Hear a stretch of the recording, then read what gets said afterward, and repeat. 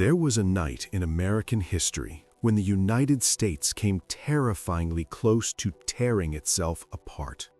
No foreign invasion, no civil war, not yet, no army marching on Washington, just one man and one lie powerful enough to shake the foundations of a young nation. This is the story of Aaron Burr, a founding father, a vice president, and the man whose secret ambitions nearly fractured the United States from the inside. This is the night America almost collapsed because of one man's lie. In the early 1800s, the United States was still an experiment. The Constitution was barely 2 decades old. The borders were undefined. Loyalty to the Union wasn't guaranteed. Many Americans still identified more with their state than their country, and the western frontier, Kentucky, Tennessee, the Mississippi Valley, felt distant, neglected, and angry. This fragile moment was the perfect environment for ambition and betrayal. Aaron Burr was no nobody. He was a Revolutionary War hero, a U.S. Senator, Vice President of the United States under Thomas Jefferson. But Burr was also brilliant, charismatic, deeply resentful. In 1804, Burr killed Alexander Hamilton in a duel, a moment that destroyed his political future in the East. Shunned, humiliated, powerless.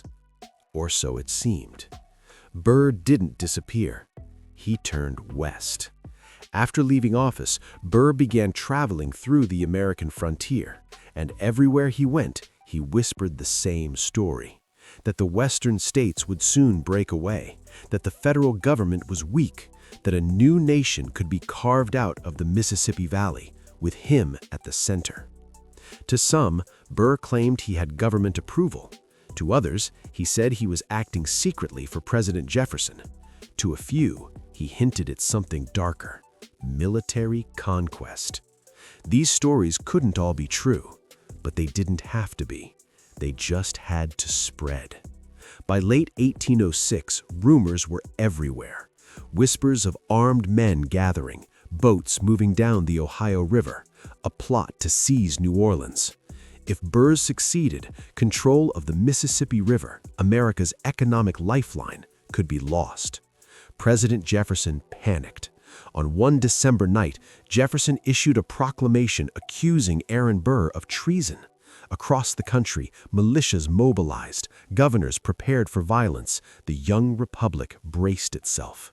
The United States had never faced an internal threat like this. If Burr was telling the truth, America could split in two. If he was lying, the country was still one wrong move from chaos. Burr was captured in the wilderness of Alabama.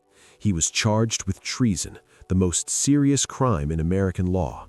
The trial took place in Richmond, Virginia. And here's the twist. The Constitution defined treason narrowly, extremely narrowly, to prevent political abuse. Chief Justice Marshall ruled ambition wasn't enough, schemes weren't enough, words weren't enough. The government couldn't prove Burr had committed an overt act of war. Aaron Burr was acquitted.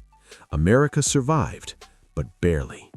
Though legally innocent, Burr was finished. He fled to Europe. He died poor, disgraced, and isolated. But the damage lingered. The Burr conspiracy exposed how fragile the Union truly was, how easily lies could destabilize a nation, how ambition could threaten democracy from within. The United States didn't collapse that night, but it came close enough to leave a scar.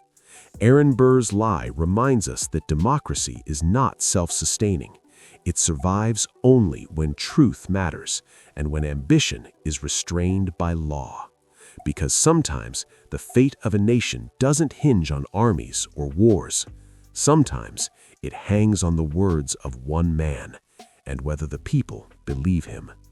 My name is Clyde Chester, which explores microhistories and unique cultural aspects from across the USA.